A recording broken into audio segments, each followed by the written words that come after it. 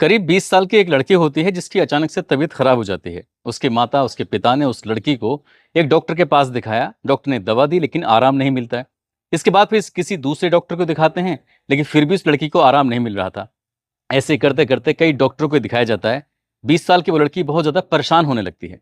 तभी किसी ने उसे देखा और देखने के बाद कहा कि इसे या तो किसी मौलवी को दिखाओ या फिर किसी इसे तांत्रिक को दिखाओ, क्योंकि इस पर ऐसा लगता है जैसे कोई ऊपरी साया हो, या तो किसी जिन्नात का साया है या कुछ और बात है। उस लड़की के माता पिता की कहीं जानकारी थी, उस लड़की को वहां दिखाया जाता है। जैसे उसे वहां दिखाया जाता है, उन्होंने देखा और देखने के बाद कहा कि इस पर तो जिन्नात का साया है। एक काम करो, इसे बदायूं में बड़ी सरकार को जाकर दिखाओ। वहां जाकर ये चादर चढ़ाएगी, इसके हाथों से जो भी कुछ देना दीवाना होगा वो करवा दीजिए, सब ठीक हो जाएगा।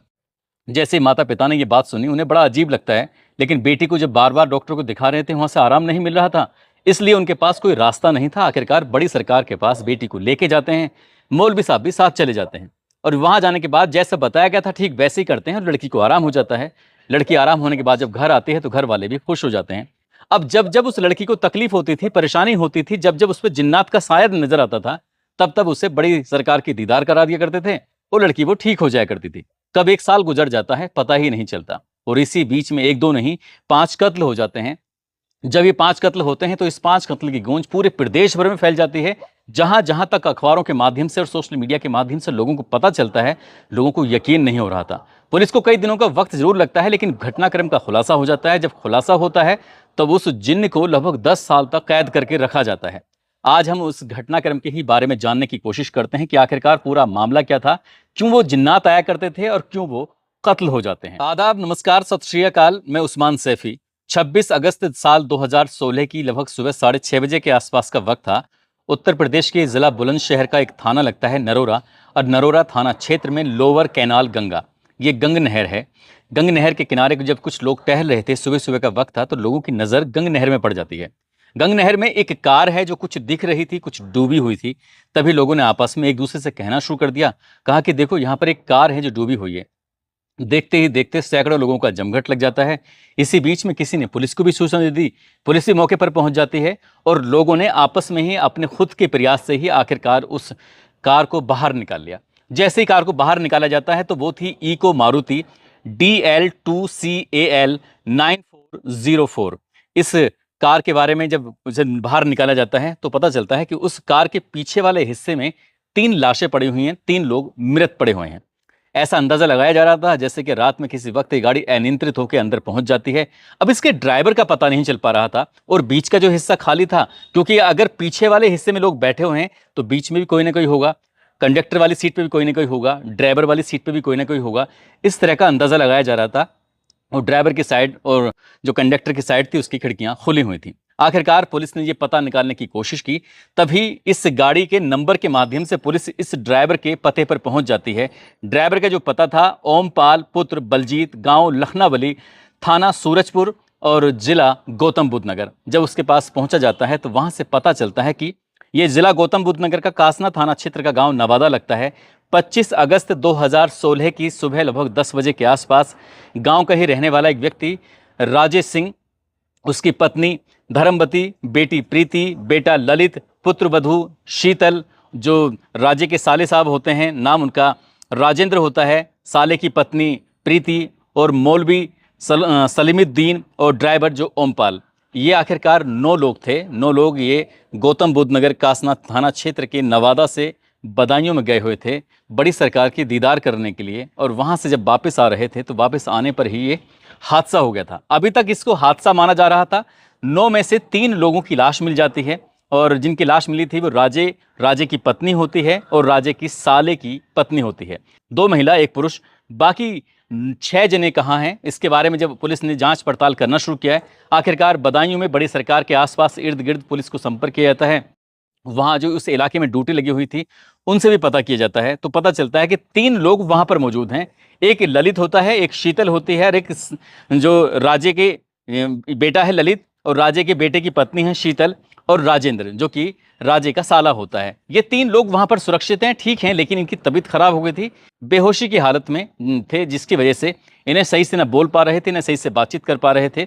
अब तक 9 लोगों में से 6 लोग तो मिल चुके हैं, लेकिन 3 गायब हैं। 3 में एक सलीमुद्दीन जो कि मौलवी का काम करता है, एक ड्राइवर ओमपाल, और साथ ही एक बेटी जो उनकी होती है प्रीति, ये गायब हैं। पुलिस ने अब इन्हें ढूंढना जब शुरू किया है तो पुलिस का, आसपास के लोगों का, इनके परिवार वालों का सिर्फ एक ही शक था कि सलीमुद्दीन जो ये व्यक्ति है, तांत्रिक जो है, जो मौलवी है, दरअसल इसी ने ही कुछ न कुछ झोल किया होगा। बस इसके लिए धरना प्रदर्शन शुरू हो जाता है, थाने में एफआईआर वगैरह के लिए तहरीर दे दी जाती है। पुलिस मामले की जांच पड़ताल कर रही थी और गांव वालों में बहुत ज्यादा गुस्सा पनप रहा था। इस बीच में ये 26 तारीख की सुबह को मिलते हैं, 27 तारीख, 26 तारीख, और लगातार दिन रात तलाश कर रहे थे बाकी लोगों की, आखिरकार कोई तो मिल जाए। आखिरकार जिस व्यक्ति पर शक सबसे ज्यादा किया जा रहा था, नाम जिसका सलीमुद्दीन होता है, जो कि रहने वाला होता है छोलस दादरी थाना क्षेत्र का, अब उसकी लाश मिल जाती है 28 अगस्त 2016 की सुबह के आसपास। थाना रामघाट क्षेत्र का गांव लगता है गोकुल, वहां पर लाश मिल जाती है। अब पुलिस के लिए और सस्पेंस बढ़ जाता है कि जिस व्यक्ति को हम तलाश कर रहे थे, आखिरकार उसकी तो लाश मिल जाती है। आखिर ये क्या होता है क्या नहीं, पुलिस अब इन्हीं मामले की जांच पड़ताल में जुट जाती है। अब उनके पास एक व्यक्ति था जो ड्राइवर था, अब उसको भी ढूंढना शुरू कर देते हैं। गोताखोर की मदद से लगातार उसको भी ढूंढ रहे थे, जो बेटी थी उसको भी तलाश कर रहे थे, लेकिन कोई नहीं मिल पा रहा था। आखिरकार पुलिस करे तो क्या करे, यही एक बड़ा सवाल था कि जब ललित से, शीतल से और राजेंद्र से पूछा जाता है कि तुम बेहोश हो गए थे, क्या बात थी, उन्होंने कहा कि हमारी जो बहन, यानी कि ललित की जो बहन थी, उसने, प्रीति ने कुछ कोल्ड ड्रिंक दी थी और कोल्ड ड्रिंक देने के बाद सबके सब लोग बेहोश हो जाते हैं।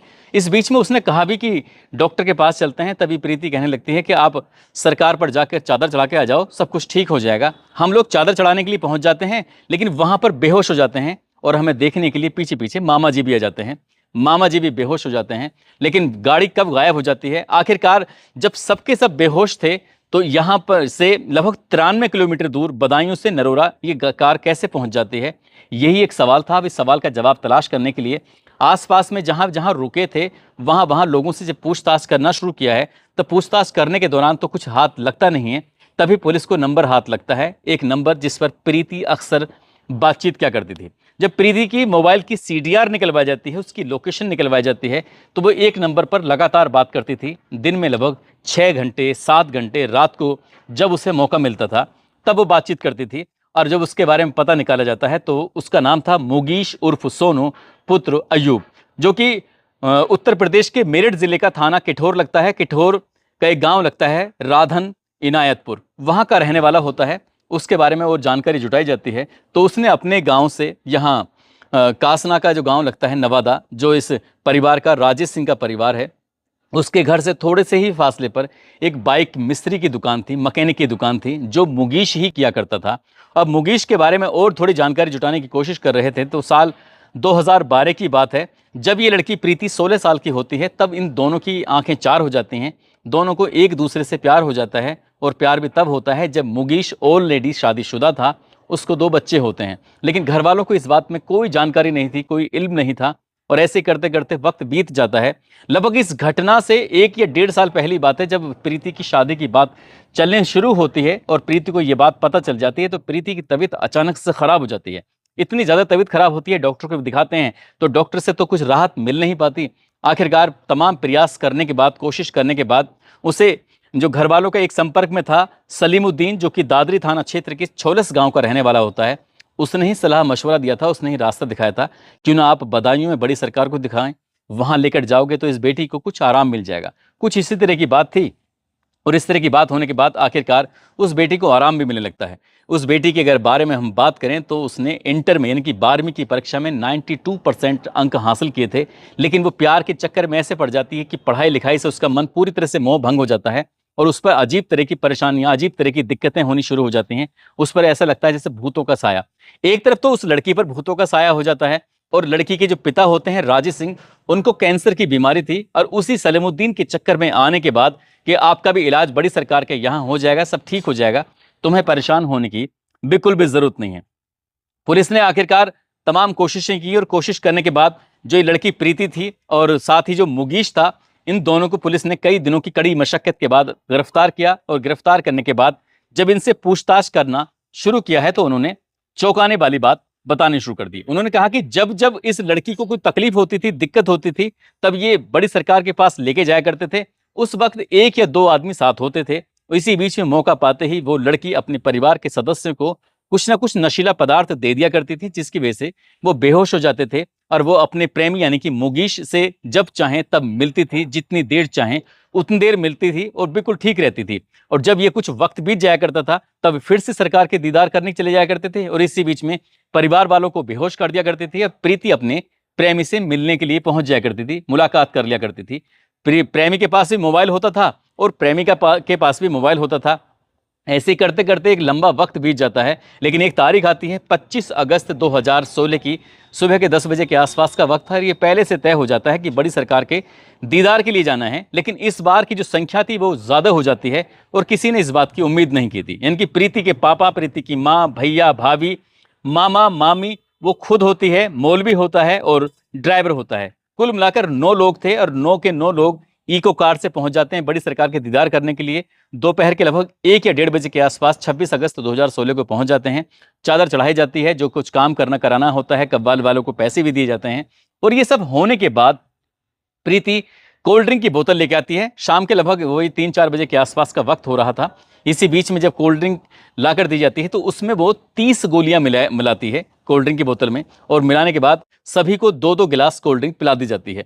लेकिन इस बीच में इत्तेफाक ये होता है कि जो शीतल होती है, इनकी जो उसकी भाभी होती है, प्रेग्नेंट थी। जैसे ही उसने उस कोल्ड ड्रिंक को पीना शुरू किया है, बताया जाता है कि शायद कोई पेय पदार्थ था और वो भी जैसे क्या फ्रूटी होती है, कुछ इसी तरह का था, उसी के अंदर उसने गोलियां मिलाकर दी थी। तो उसे एकदम से उल्टी आ जाती है और उल्टी आने की वजह से जो शीतल की कोल्ड ड्रिंक होती है वो गिर जाती है। हालांकि वो 2 गिलास में से महज आधा गिलास या उससे थोड़ा बहुत ज़्यादा पी पाती है, पूरा नहीं पी पाती। इसी बीच में जो उसका भाई होता है ललित, जब वो कोल्ड ड्रिंक पी रहा था, वो कोल्ड ड्रिंक पीने के दौरान ही इसी बीच में उसके हाथ से वो गिलास छूट जाता है और जैसे ही गिलास छूटता है तो वो गिर जाती है। यानी कि वो भी पूरी अपने 2 गिलास नहीं पी पाता है। तो इसके जो भैया और भाभी होते हैं उनको जब हल्का हल्का नशा होने लगता है तो प्रीति से बातचीत की जाती है। प्रीति कहती है, भैया भाभी आप एक काम करो, जाकर सरकार को चादर चढ़ा के आ जाओ, डॉक्टर के पास जाने की बिल्कुल जरूरत नहीं है, सब ठीक हो जाएगा। भैया भाभी वहां चले जाते हैं। जब काफी देर तक इंतजार करते रहते हैं तो मामा कहते हैं कि ठीक है, मैं उन्हें देख कर आता हूं।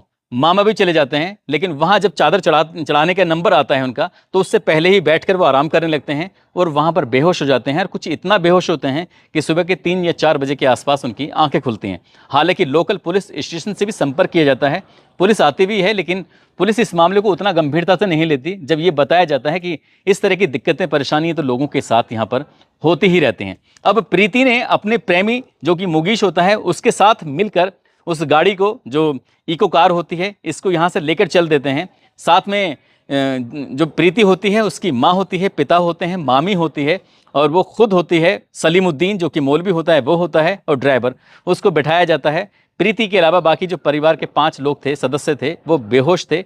गाड़ी चलाने लगता है मुगीश लगभग 93 किलोमीटर दूर जाने के बाद ये उत्तर प्रदेश के बुलंदशहर में जो नरोरा के पास गंग नहर है, वहाँ पर उसकी पटरी पर चढ़ाते हैं। और चलाने के बाद सुबह के 3-4 बजे के आसपास का वक्त रहागा, उन्होंने उस इको कार को नहर के अंदर धक्का दे दिया और सबके सब लोग उसके अंदर बैठे हुए थे। इसमें माता, पिता, उनकी लाश मिल जाती है, मामी की लाश मिल जाती है, मौलवी था उसकी लाश मिल जाती है।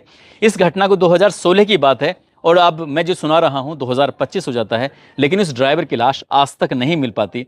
बाकी हालांकि पुलिस ने उन्हें गिरफ्तार किया, गिरफ्तार करने के बाद उनको जेल भेजा और जेल में ये लगभग 10 साल के आसपास तक रहते हैं। और जब इस मामले की चार्जशीट लगाई जाती है, मामला अदालत पहुंचता है और वकील जिरह करता है, तो परिवार वालों ने तो साफ साफ इनकार कर दिया था कि हम इस बेटी का साथ बिल्कुल भी नहीं देंगे, ये जिससे चाहें वो केस लड़ाए।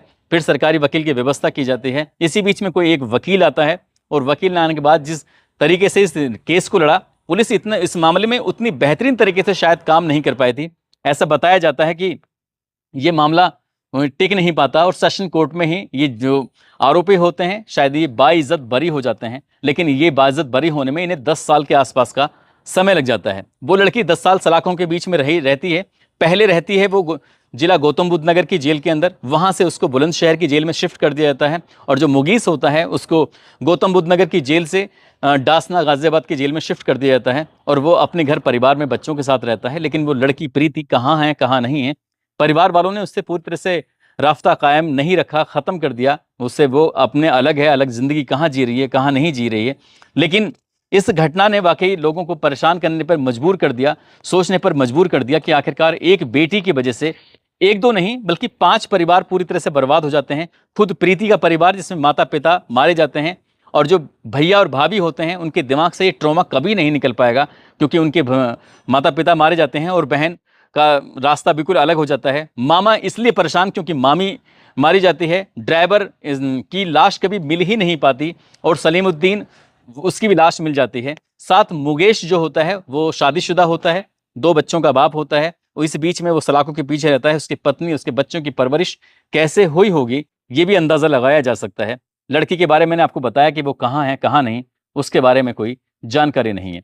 दोस्तों, इस पूरे घटनाक्रम को सुनाने का उद्देश्य किसी को परेशान करना नहीं है, किसी का दिल दुखाना नहीं है, बल्कि आपको जागरूक करना है, आपको सचेत करना है।